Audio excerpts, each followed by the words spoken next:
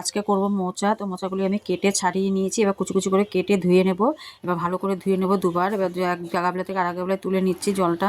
এবার দিয়ে তো তুলে নিয়ে এবার ঝুড়িতে জল ঝরানোর জন্য রেখে দেবো। জলটা ঝরে যাওয়ার পর প্রেশারে এক এক করে সব দিয়ে নুন, হলুদ, তেল, একটু জল দিয়ে প্রেশারে সিটি বসিয়ে দেবো। এদিকে একটা মশলা বানিয়ে নেবো। তার জন্য দেখো কাঁচা লঙ্কা, তেজপাতা, আদা, জিরে দিয়ে একটা পেস্ট বানিয়ে নেবো। আর এদিকে যেহেতু চিংড়ি মাছ দিয়ে করবো, তো চিংড়ি মাছটা আমি নুন হলুদ দিয়ে মাখিয়ে নেবো। আর এদিকে কড়াইটা গ্যাসে বসিয়ে দিয়েছি। তেলটা গরম হয়ে গেছে। এবার সাদা জিরে, কালো জিরে ফোড়ন দিয়ে, তেজপাতা ফোড়ন দিয়ে মাছটা দিয়ে দেবো।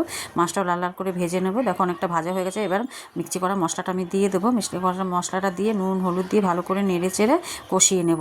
কষানো হয়ে যাবে। এবার সিদ্ধ করা যে মোচাটা আছে জল ছড়িয়ে ওটা আমি এক এক করে দিয়ে দেবো। দেখো দিয়ে দিয়েছি। ভালো করে নেড়ে চেড়ে মিশিয়ে নেব। দেখো আমার অনেকটা মানে মজে গেছে। তো এবার আমি চিনি দিয়ে দেবো। চিনি দিয়ে ভালো করে মিশিয়ে নেব নেড়ে চেড়ে। এবার অনেকটা মিশে গেছে। এবার কী করবো, একটু গরম মশলা দেবো। গরম মশলা দিলে কি গন্ধটা ভালো লাগে, খেতেও খুব ভালো লাগে। তো ওই জন্য গরম মশলা দিয়ে ভালো করে নেড়ে চেড়ে মিশিয়ে নেব।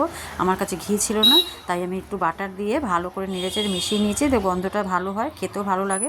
তার জন্য মানে দেখো প্রায় আমার হয়ে গেছে। তো এবার আমি নামিয়ে নেব। কিন্তু যাই বলো, খেতে অসাধারণ হয়েছিল। তোমরাও দেখবে, খুব ভালো লাগবে খেতে।